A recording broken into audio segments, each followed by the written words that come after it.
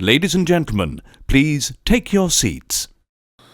Sometimes you have to sit back where it all began, and guess what? If you're within the sound of my voice, that must mean that you're in the seats with once more. As always, my name is Dave Voigt, and I'm the host of this podcast, where we sit down with a wide-ranging variety of entertainment industry professionals in an audio-only experience, and we pick their brain about current projects, state of the industry, how they got started, and so very much more in a light and in a conversational fashion. And if you like how we do things around here, I am going to assume that you do because you're listening right now, so please keep listening and subscribe.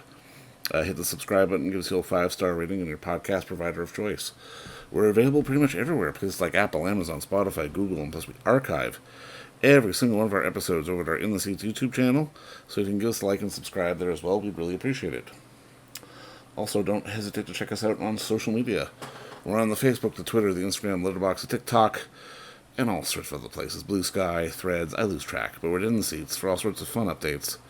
And finally, and I do dare say most importantly, please pay us a visit over at In the Seats, intheseats.ca for all the latest and greatest from the world of film, television, basically the moving image at large. Because guess what? If we love to watch it and write about it and talk about it, we love it when you come by and read about it and listen about it. So please do us that ultimate kindness. Come on by and pay us a visit. We'd love to have you around. You know, we can't lie. In this business, sometimes things fall through the cracks. But, well, that's what we're here for, to catch up and talk about all the fun stuff that we got to talk about, which is why we're going back a little bit to a film that had its premiere, its world premiere, actually, at the Fantastic Fest back at the end of September, called The Tree of Knowledge from filmmaker Eugène Green, and it's a bit of a wild one. It's a metaphor for kind of spiritual awakening, but also a little gonzo, a little fun all at the same time. It's the story of Gaspard, a teenager from the suburbs of Lisbon who falls into the hands of the Ogre, a man who's made a pact with the devil. And the Ogre uses the boy to attract tourists, who he subsequently transforms into animals and then kills. But Gaspard escapes with a donkey and a dog that he's grown fond of, and in an enchanted manor he meets the spirit of Queen B. Maria I of Portugal. Meanwhile, the ogre, who is enraged, sets off in pursuit, and things get crazier and wilder from there. It's fantasy, but there's some real world stuff going on in this. It's one of those films that you got to sit and watch and sort of appreciate the layers that are unfolding in front of you.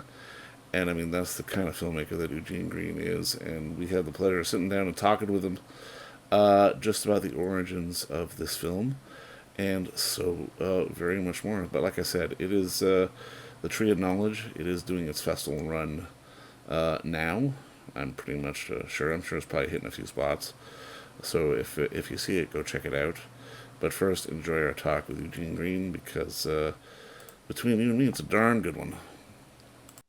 All right, well, Eugène, obviously, first off, just thank you so much for the time today. And I mean, congratulations on the movie. I absolutely loved it. Thank you very much. Now, I guess my first question is, like, walk me through sort of the origin of it all, because I mean, there's a morality play in there, there's social commentary, there's absurdist fantasy. There are lines that made me sort of laugh so hard that I had liquid come out of my nose.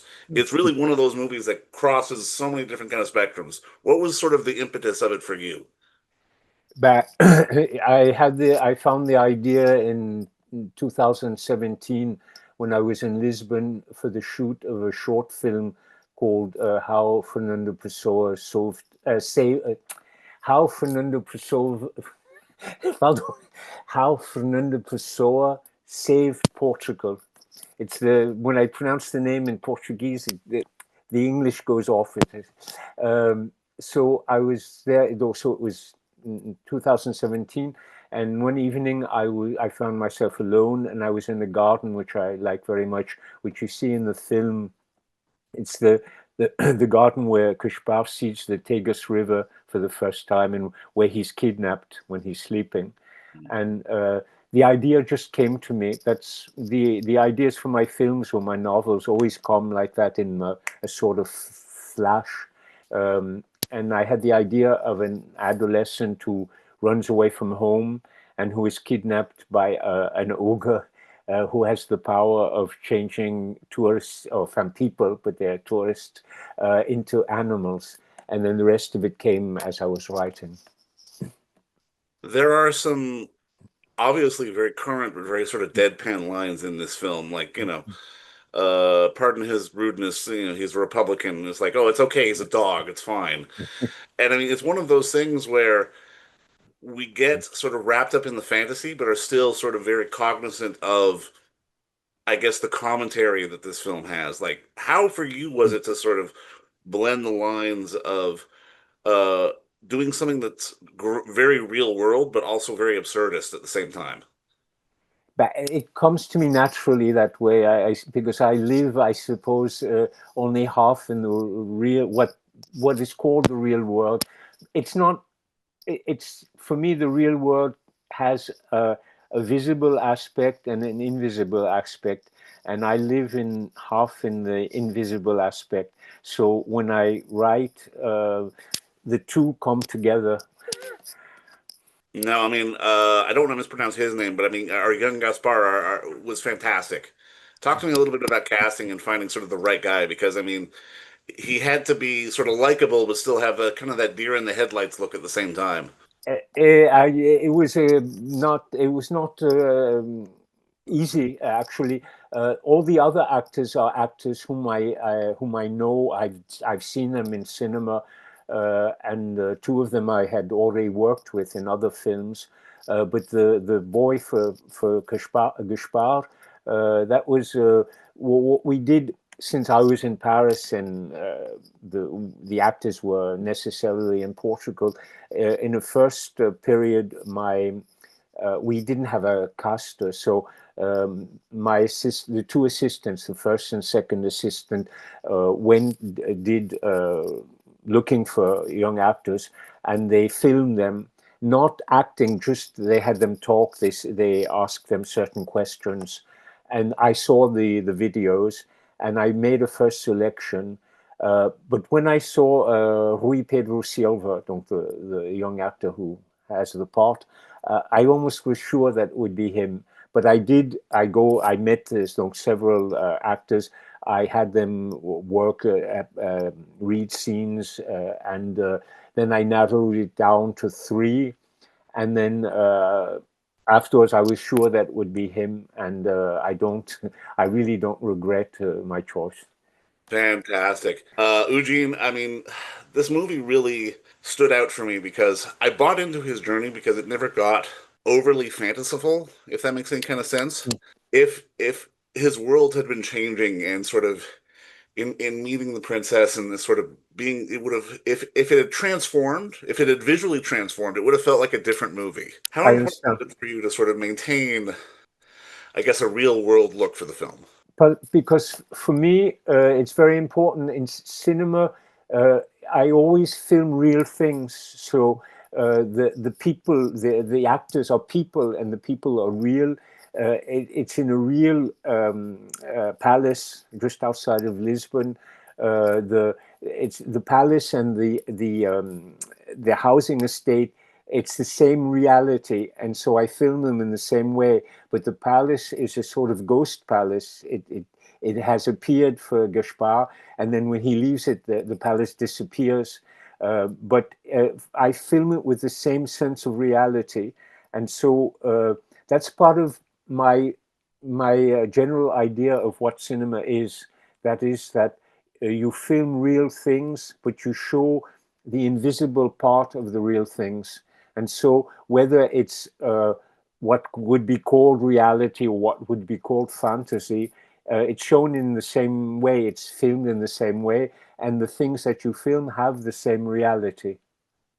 I love that. I absolutely love that. I mean, for you, I mean, I guess because and then this is a question I always like to ask because it always feels like to me, anybody who comes into this business or comes into this sort of working in this art form comes into it as a fan first.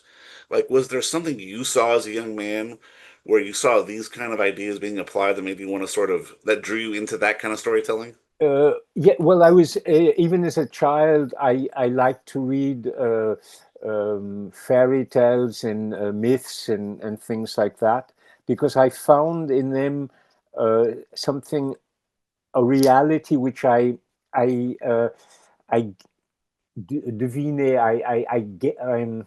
How do you say, instinctively, which I felt in the real world, but which wasn't visible and which appeared in these stories. And then when I discovered cinema, I realized that cinema was the best medium for expressing that vision of the world, that is, with a visible part and an invisible part. Because in the great films of I discovered the great European cinema of the 1960s and 70s.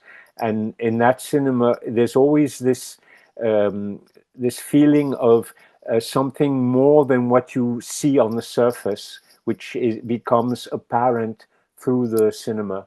No, I love that. I love that. I mean, to me, in watching this film, there was something about it that was so, like you say, there is this universal truth that can be sort of pulled from all different languages and cultures, but at the same time, I think to me, the universality of it was the absurdity, Mm. and Yes, and being able to sort of embrace that and have a laugh with that and sort of enjoy the moment because on one end it's funny, but at the same time it can be sad and true and sort of a reflection of the reality that we see in our day-to-day lives.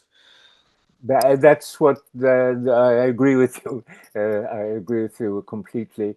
And that's why sometimes in France, especially, people find strange that I treat very serious subjects, but in a light manner with humor. But for me, it seems natural to do that because the world is funny in a certain way, is absurd, and it's when you look at that absurdity that you find the truth, the seriousness at the bottom of it.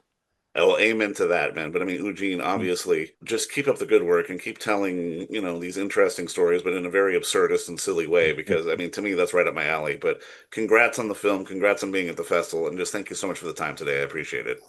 Thank you very much. And don't forget to visit our friends over at Bay Street Video for all your DVD, Blu-ray rental, or purchasing needs this summer, as they are still open for curbside and some mailing delivery as well.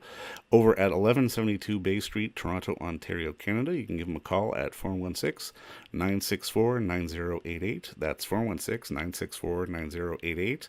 Or send them an email at baystreetvideoto@gmail.com for any of your DVD and Blu-ray needs.